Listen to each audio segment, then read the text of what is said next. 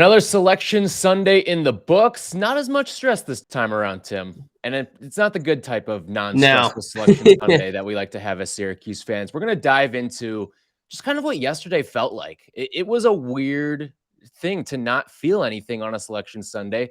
And we'll also talk about what Syracuse needs to do for next season that'll make sure that next year is maybe stressful, maybe not stressful, and maybe we'll feel a little bit better about them getting into the tournament. How does the Orange get back into the NCAA tournament? That's coming up on today's episode of the Locked On Syracuse podcast.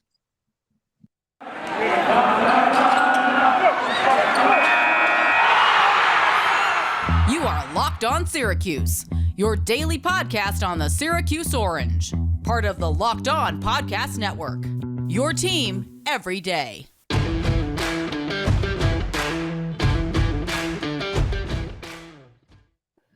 What's up and welcome in. This is your Monday Locked On Syracuse podcast. Thank you for joining us for another week, or if you're new to the show, welcome on in. We're glad to have you. I'm Tyler Aki. He's Tim Leonard. Today's episode brought to you by RunYourPool. March Madness is here, and RunYourPool has a better way to create your bracket. RunYourPool.com, the premier sports pool hosting service. And Tim, yesterday was just odd. It was odd. It felt so empty. Yeah. It just... I miss the stress. I can't believe I'm saying it, but I miss the stress, or at least I miss the feeling of knowing that there's at least a possibility of getting into the NCAA tournament. Yesterday was probably the most stress-free NCAA selection Sunday since 2015, when they removed themselves from the tournament. Obviously, I'm taking 2020 out of the equation here, but I haven't felt that way in a long time. I mean, I know 2019, you knew they were in, but you're still waiting on where, and that's still fun, even if you're not going to be. Yeah. And I'm not saying I want to be on the bubble every year, because I don't. I want this program to get back to the heights of being in the conversation for a 1 seed, 2 seed, 3 seed. And who knows, maybe one day they do get back there, but you got the expectation still has to be get in every single season. It has to be that. That's what you've built the program up to be. There's a reason why this was the first losing season in program history under Jim Boeheim.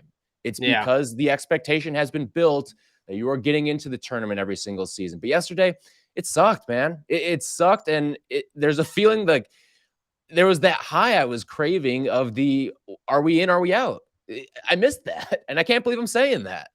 No, I mean, it's better than nothing. There was literally nothing I was feeling yesterday. And honestly, I was watching the crappy players tournament, the golf that's taken forever to finish. And I think they're on round 2 still. Yeah, what are we they doing probably just finished round 1 here as we're talking on Monday afternoon. But I looked down at my phone at one point and I was like, oh, it's 6:03. Like, crap, I got to turn on the bracket show. And I didn't have any sort of build up to it. And I mean, I was interested in it from that point on. I just happened to miss the first couple minutes, but it didn't feel the same, because usually you're just waiting to see that team that you're looking for.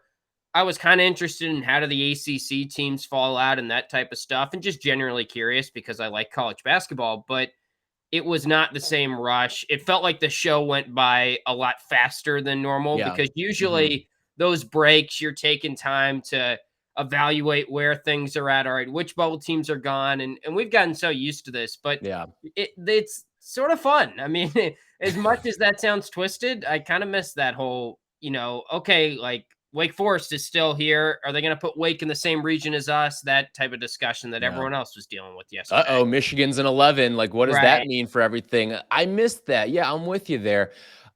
And for Syracuse fans, the last couple of seasons, I know that the whole selection process is done within like 30 minutes or so. But then that back end half hour, you get the people from the selection committee and some other people hop on, and there's some Final Four picks handed out during that.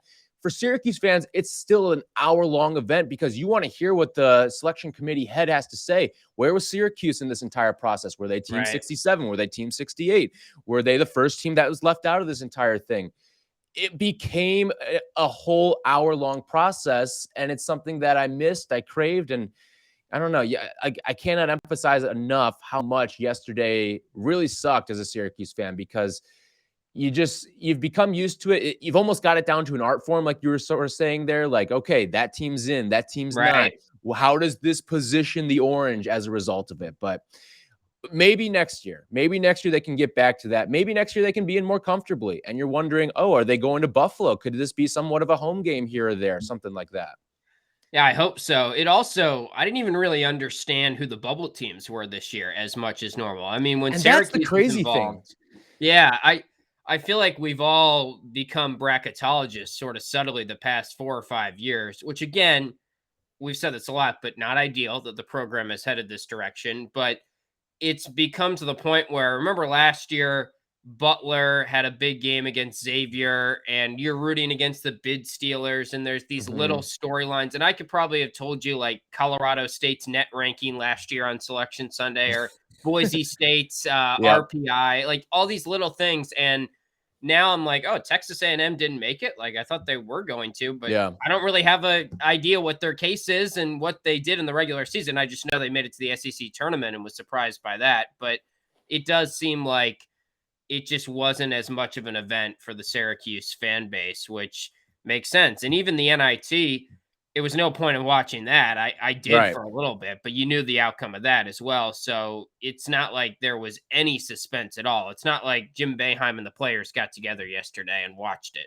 Right. I'm wondering too, like, maybe this is just because we've been so entrenched in the weeds from the last couple of seasons, but it felt like there wasn't a ton of drama with the bubble this year. And maybe it's because Syracuse wasn't in it, so we weren't paying as much attention to it. But it felt like for the bubble teams, you either did well in your conference tournaments or you did some stuff in the regular season. I think the one thing that maybe people have a gripe with is Michigan. But outside of that, it seems like you either helped yourself or you hurt yourself in the conference tournaments. It didn't feel like there were a whole lot of bid stealers throughout the entire process. I mean, I know there was Richmond on the last day, and Texas A&M could have played spoiler too, but it didn't feel like nearly as many bid stealers as in years past to really amp up the stress of Selection Sunday. Yeah, I would agree. It also felt like they didn't really care too much. I thought Virginia Tech was going to at least get to the 10 line based on how they played in the ACC tournament. And I know they were pretty far off the bubble going in, but I guess you could argue Virginia Tech, if they don't make a 3 at the Horn against Clemson, then they're so far off the bubble that's not even a discussion. But they also like beat UNC and Duke by double digits. So it wasn't just that they won the ACC tournament, but I thought they did it pretty convincingly.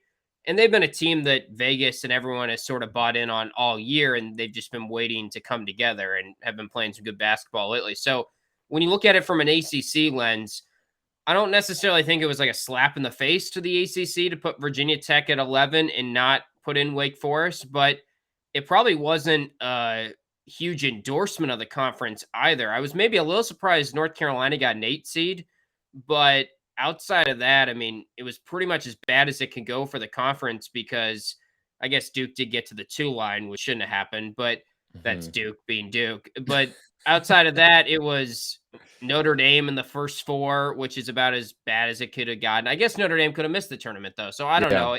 It didn't feel like they slapped the ACC or gave them an endorsement one way or the other, but it was interesting to see how they handled the ACC teams there.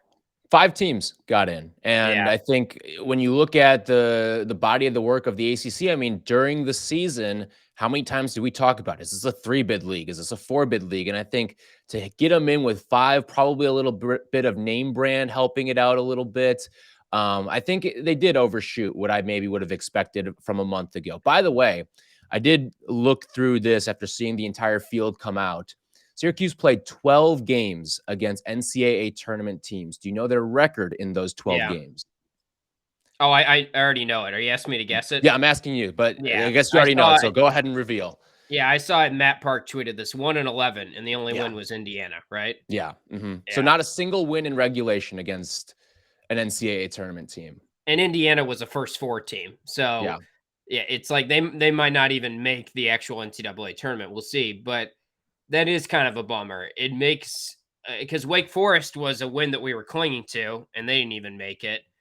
That still counts for something because Wake Forest is a solid team, and you beat them by a lot, but you also lost to them too. So It is kind of crazy. That's got to be the lowest total Syracuse has ever had in terms of at the end of a season, because they always play in a conference that usually gets at least 6 or 7 teams. So you'd think they just luck into one. They didn't get a single conference win against an NCAA tournament team. That probably has never happened, maybe. Yeah. And part of that is the conference, like you mentioned, but part of it too is Syracuse is just usually better as well. Yeah, Like right. they are an NCAA tournament team themselves. And that is certainly something that we are hoping will change for next season. We're going to kind of work through a little step-by-step plan. What needs to happen next season for Syracuse to make a run into the NCAA tournament and make sure that we're not feeling this empty on Selection Sunday come next season. But hey, March Madness is officially here, and that means you need to start thinking about where you're going to run your brackets. Are you going for the usual, or are you looking for the best? We've done our homework here, and we are running our brackets with RunYourPool.com.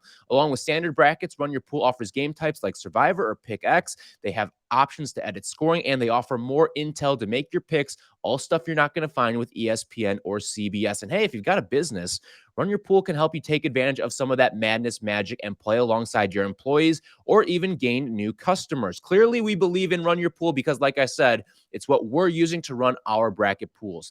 There's no truer test than that. And if you want to play against us for a shot at a cash prize, up to $1,800. That's right, Tim. $1,800 is on the line here. Join us at runyourpool.com/lockedon. And while you're there, create your own pool for your friends and family. Just enter the code PUREMADNESS at checkout for $10 off your custom pool. All the rules and details will be available there. That's runyourpool.com/lockedon for your chance to win a cash prize up to $1,800. We look forward to seeing and beating you there. I love March Madness, and I know you do as well, Ty. And we love the brackets, but I can't remember the last time I actually went deep or even won any money on brackets. So this year, I am hedging my bets with Stat Hero's NCAA Pick'em contest. Stat Hero's NCAA single game Pick'ems pits the star players against each other in an amazing hybrid between fantasy and sports gambling. Take control back from those handicappers that always seem to have the advantage. Start focusing on the players you know best with a gameplay that doesn't rely on big spreads, long odds, or funky props. Stat Hero gives you the advantage, resulting in their gamers winning 4 times more often. Why? Because Stat Hero eliminates the mystery about who or what you are going up against. In addition to the pick'em games, they also have dozens of lineups you can comb through to take on head-to-head. They simply post sets of players for you to take on with a set of players you choose. Stat Hero is the easiest and fastest way to get your sports action fix. The simple, sleek gameplay will have you playing in minutes. This is what daily fantasy was meant to be. Sign up for free right now at stathero.com/lockedon. Use our promo code LOCKEDON for a 100% deposit match. That's stathero.com/lockedon. Use promo code LOCKEDON for a 100% match. stathero.com/lockedon, promo code LOCKEDON. Terms and conditions apply. It's funny that we're having this conversation on a day like today. We're talking about the emptiness of Selection Sunday and the Syracuse team. How do they get back to the tournament? But all you got to do is rewind to our Friday show. And if you haven't, go check that out on our podcast feed, Locked on Syracuse, or on the YouTube channel. We felt very optimistic heading out of that. Yet here we sit on this Monday with sort of this empty feeling. But getting into what Syracuse sort of has to do to get back to the NCAA tournament, there's a number of problems that you can point to this season, whether it was inconsistent point guard play, a horrendous defense, the worst in the Jim Boeheim era by a wide margin, whether it was some rebounding woes at times. What were you going to get out of your younger players too on this Syracuse squad as well? There's a number of things that need to happen for this team to get back to the NCAA tournament, but I think it starts first and foremost with how are you going to replace Buddy Boeheim? And I know a lot of people are going to point to the defense, and yes, the defense obviously has to improve, but when you're losing a guy who's getting you about 20 points per game, I don't know about you, Tim. I do not see a 20-point per game score on this roster, and I don't even know if I see the sum of the parts that can get you to 1 or 2 or maybe even 3 guys that you feel good about getting the same level of 20 points per game that Buddy Boeheim was giving you this season. Yeah, you don't need a 20-point per game score. I mean, There was literally none of them in the ACC this year. Buddy had the highest scoring, I think 19.4 or something like that is what it ended at. But I hear you. I think the case is the dream scenario is Joe Girard off the ball, Symir Torrance at point guard. We see the Girard we saw mostly in the first half of that Duke game. He's kind of in Glens Falls mode. He's playing with a little bit more swagger, more confidence. He doesn't have to play a role that he's not really acquitted to play well. And maybe he bumps his scoring average up to somewhere in the neighborhood of 15, 16 points per game. He becomes an all ACC level guy, because I do think you probably need one guy to blossom into the all ACC tier, whether that is Cole Swider if he comes back, whether that is Joe Girard, whether it's Jesse Edwards, whether it's Benny Williams. It could be any of those guys. And that's what's sort of fascinating about this upcoming year, kind of like this past year. A lot of uncertainty, a lot of good topics for us once we get around to the preseason, where we're going to be discussing who's going to be leading the team in scoring, who's going to be second. There's a lot of different cases you could, make for those individual type of awards and recognitions, but also there's still a lot of time in this offseason and things are going to happen. We'll see if anything happens this week, but some guys are going to leave. Some guys might be added that we don't know about yet. The freshman class might be extended, might lose a guy, who knows? So it's going to be fascinating. It's funny too, because one of our favorite things to do heading into a Syracuse basketball season is predict who's going to be the leading scorer next year. And I don't know if that guy's on the team right now. I don't know who I'd even pick from this team to be the leading scorer next year. Like, could it be Jesse Edwards taking that next step? Is it Joe Girard getting more comfortable as a 2? Is it Benny Williams exploding and having that sophomore boom that we've seen a number of players throughout the country take this past season? I don't know who that guy is right now. Is it a transfer? Are you going to have some freshman that's just going to come in and light the world on fire for this team? There's so many question marks from the scoring department that it leaves me, I don't want to say optimistic, because that's not necessarily the right word, but intrigued, I think, is maybe the better word, because the unknown heading into this year, like, there was a lot of unknown with this team, but you knew Buddy was going to be great, and you knew the defense was probably going to struggle a little bit given what you had from a personnel standpoint. Right. I think this team probably needs to get back to more of a defensive-oriented team. You look at some of the teams that have snuck in the tournament. When you play a more defensive-minded style of basketball, it opens up the opportunity for more upsets. And I think that's something that we talked about this year from an offensive standpoint of when you can shoot the lights out, you're going to give yourself a chance in every game. But this team really didn't upset teams this year. There were very few times where this team overachieved and picked off a win. I think the NCAA tournament record kind of shows you everything you need to know about that. This team went 1-11 against NCAA tournament teams. And oh, by the way, you lost to a mid-major team who got an auto bid for winning their conference tournament. That's one of the 11 losses. That just cannot happen for a program of this caliber. Yeah, and to echo that point, just looking through the KenPom history here, I'll just say the KenPom defensive efficiency for the season and what they did. 2016, they finished 18th in KenPom defensive efficiency, Final Four run.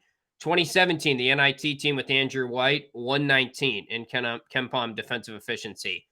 2018, Sweet 16 run, Tyus Battle team, 5th in KenPom D. 2019, 30th in KenPom D, 8 seed, lost in the first round. 2020, the COVID year, 116 in defense, probably weren't going to make the tournament. 2021, 77 in defense, worst team that's made the tournament, snuck in, go to the Sweet 16 because they were playing good defense in the tournament and playing better than that 77 ranking. This year, 16th in offense, 211th in defense. They probably need a top 100 defense next year. And for me, that question becomes, do they have, based on what we know of the personnel right now, do they have a top 100 defense in a 2-3 zone formation next year? I don't know if it's a huge benefit if they go to some man-to-man like Jim Boeheim's talking about, because I feel like it's probably better given the roster they have next year, but also, can you have a top 100 defense where you've got Joe Girard and Symir Torrance at the top of your 2-3 zone? That's not a lot of length at the top of the zone. That's probably the smallest height-wise we've seen there.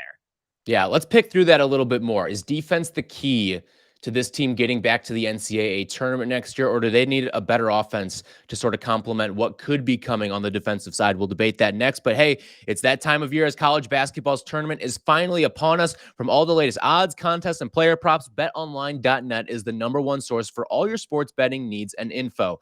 BetOnline remains the best spot for all of your sports scores, podcasts, and news this season. And it's not just basketball. BetOnline is your continued source for all your sporting wagering news and information needs, including live betting and your favorite Vegas casino games. So head on over to the website today or use your mobile device to learn more about the trends and action. Bet online, where the game starts. So is defense the key? Again, will it be better than 211 that it was this season? I think it's pretty easy to say so. Yes. Like, yeah. It cannot really get much worse, I think. And the fact that you're going to have more of a defensive suited personnel, whether it's Benny Williams playing more minutes, some of these freshmen getting a fair amount of run next season. I think Samir Torrance should be a focal point of your starting rotation, or at least be getting a lot of minutes. Jesse Edwards will be back next year in all likelihood. So with all that being said, next year, from a personnel standpoint, it already looks like you're a more defensive-minded group than you were this season. And you've got another year under your belt inside the 2-3 zone. I mean, you could be looking at next year a starting 5 of all guys who played this season. Yeah, I will say, though, I really think Jim Boeheim's actually going to play some man next year. I'm with you, that too. Sounds crazy. We saw it. Yeah. We saw it at the end of the year. And think about the scenario. I know Duke being a lot better than them maybe forced him to go to a curveball more, but it's not like they had time to prep that defense. They probably never played that triangle and 2 defense all year long, maybe a handful of times in practice, if that. Yeah. And the way the ACC tournament works is, I think he said they drew it up in like the rehearsal, like dinner room, maybe a little bit, and walked through it, but it's not like they had practice time or anything. So it feels like he probably looks at next year's roster and he says, okay, Symir and Joe, I like them as our backcourt, but are they tall enough to play the top of the 2-3 zone together? We've seen Symir play the forward some. Maybe we'll see some of that next year. Also, there are a lot of athletically gifted players coming in, but as I always say, athleticism and knowledge are the 2 things you need for the 2-3 zone. And you're right, the starting 5 is probably going to have some enhanced knowledge, especially if Cole Swider comes back, if Benny comes back, all that sort of falls into place. But, you know, if Chris Bunch is inserted into the game, and we really need Chris Bunch to be a rotation player next year, we cannot afford for him to get into a Benny Williams mindset of not clicking early and maybe not being much of a factor. But maybe it's best for him to be in a man-to-man style of defense. I think Boeheim will probably play a good chunk of man-to-man early. And that's a sentence I never thought I'd say in my life. Like, I totally understand that he said this before, but the way he played it against Duke and just looking at what is coming back, I feel like you kind of have to next year. We'll definitely see it against Lemoyne. Assuming like Lemoyne's going to be one of those preseason games, we'll see it against Lemoyne. Hopefully it brings better results than it did over a decade ago. But I look at it too. I'm wondering if Syracuse is going to evolve into sort of this like starting pitcher of defenses here. And what I mean by that is, for the longest time now, they've been Mariano Rivera. You've got one really good pitch. It's your cutter. And that's what Syracuse's defense has been. They've had one really good pitch over the last however long since they started playing zone with that 2-3 defense. That's a little bit different than traditional 2-3 defenses. But can they evolve into a starting pitcher now, where you have a fastball, you have a 2-seamer, you've got a curveball that you can go to, a slider? Can they maybe throw 4 or 5 different looks at a team over the course of a game and just absolutely death by defense? Can that be the motto for this team next season? I think it'd be certainly interesting. You're going to need some really high IQ players, but I think when you return guys and you've got a coach like Jim Boeheim, who clearly has a bunch of stuff stored in the drafts that maybe he has not gone to before, and who knows, maybe next year is his last season too. He's been a defensive-minded coach over the course of his career, and I don't think that's something. I know the 2-3 zone is something that is Jim Boeheim's trademark, everything, but I feel like people don't necessarily think of him as a quote-unquote defensive coach. They just think of him as like a basketball coach, and maybe that's more of the nature of basketball in general. You don't necessarily think of teams or coaches as being offensive minded or defensive minded per se. That's more of a football term, but I think Jim Boeheim's got some of these ideas stored up, and maybe next year, if it's his last year, he's just going to let them all run wild. Who knows? And it feels like, to your analogy, the knuckleball is wearing off a little bit in conference, at least. And Jim Boeheim has said that. He said, against some teams in the league, we've realized you can't play zone, or zone maybe isn't the best defense against them. So that's the way I felt about Duke. That's why I gave Boeheim a lot of credit when we talked on Friday for how he coached that game, because Duke's a lot better than Syracuse. Duke is more talented than maybe any team in the country. You could make an argument they have 5 first-round picks in their starting lineup. And they were pretty rattled in the first half. They did not expect probably to have to go up against any defense besides the zone. And now we're entering a point in Syracuse's ACC tenure where, heck, we played Florida State 3 times this year. When we see them next year, I know it was successful in the last time, but there's so many teams that have played against Jim Boeheim and this zone 10, 12, 15 times now. And it's the same coach as well. So they're just going back to the well. They figured out ways around it. And that's why maybe in the tournament, it is a curveball and maybe you use it then. But I do feel like you can kind of reverse it and make other teams in the ACC have to prepare for the zone. And then all of a sudden that preparation wasn't needed. And you throw sort of a man here, then zone here. And that's what they did against Duke. Just the nature of Duke coming up the court and not really knowing what defense they were going against, I think threw them off a little bit. Yeah, and that is a uber talented Duke team. Like you alluded to, there could be 5 first-round picks for Syracuse's team, a severely undermanned and inexperienced group, to go out and do what they did against Duke in that game. Unbelievable. And imagine if you had that for over the course of your entire season. And oh, by the way, you'd actually have a healthier bunch as well. You'd have a big man who is offensively gifted. You'd have hopefully a Benny Williams who's taken a huge leap in year number 2. Maybe some potent freshman. Maybe you also get someone who can score the basketball really well out of the transfer portal as well. There's so many different things. And I think one of our biggest criticisms over the course of this past season of Jim Boeheim has been the stubbornness to not go to some of the bench pieces, to not experiment with some new defenses. And we saw in that final game, it felt like the foot came all the way off of the stubbornness gas pedal. And you saw a ton of Symir. Obviously, the circumstances forced it with Symir and Frank being out there as much as they were. But then you saw all those different defenses being thrown out there and try to find any sort of way to create an advantage for yourself. And that's why we saw that game against Duke, albeit not a victory, was still one of the most impressive efforts we've seen out of Syracuse basketball in the last 5 years.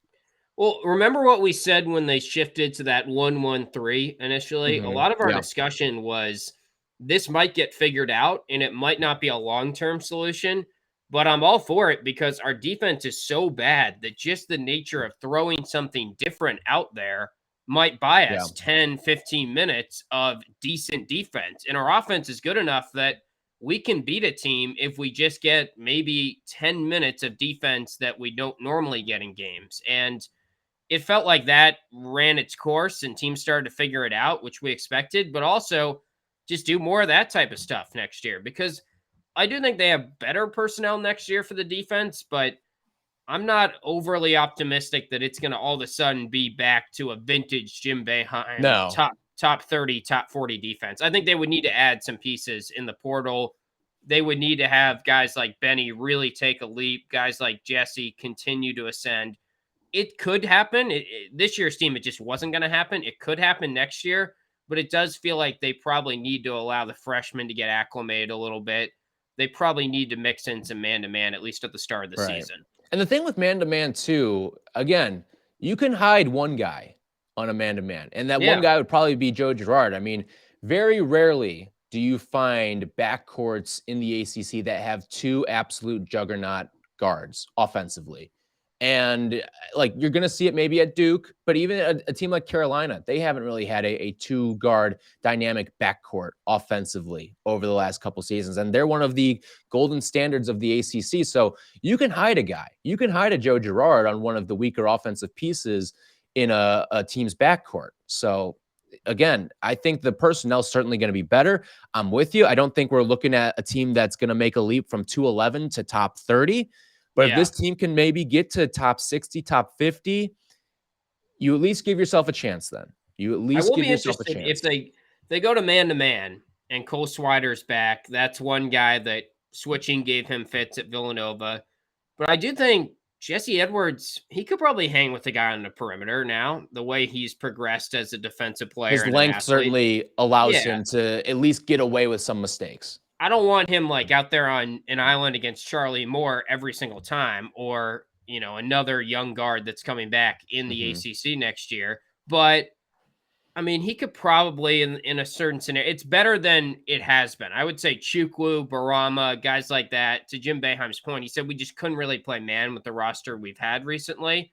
You kind of have to recruit, and you have to have knowledge of what you're recruiting for in terms of that defense. So there's been examples of guys that couldn't, but I mean, if you go to man, if Bull's back, you could, I know you don't like Bull, but you could maybe play him at 5 and he could be a guy that could switch. It's not the end of the world, I think, for the center position as it may have been in recent years. Yeah. And I think a lot of that is due to what Jesse can bring. I mean, as long as he can stay out of foul trouble, and you'll probably need a guy like Frank also back. But that, of course, is going to be up in the air this offseason. Right. So we will get into some more offseason thoughts throughout the week. We're going to start our exit interview series. We're going to take every single player from the roster that played this past season and go through things that they did well, things that they can improve on for next season. And if they're not coming back, what's their legacy look like as members of this Syracuse program? We'll get into that and a lot more throughout the week, and any other breaking news, recruiting, all that fun stuff.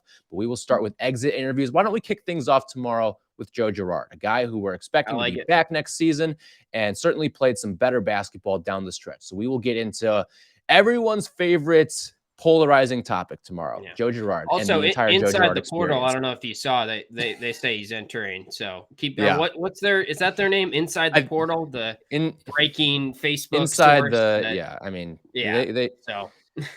they need to be outside the sport. I think that's where they need to go. All right. That's going to do it for us here on the Locked on Syracuse podcast on this Monday version. We will be back tomorrow. Joe Girard exit interview. Can't wait for it. We'll talk to you guys tomorrow.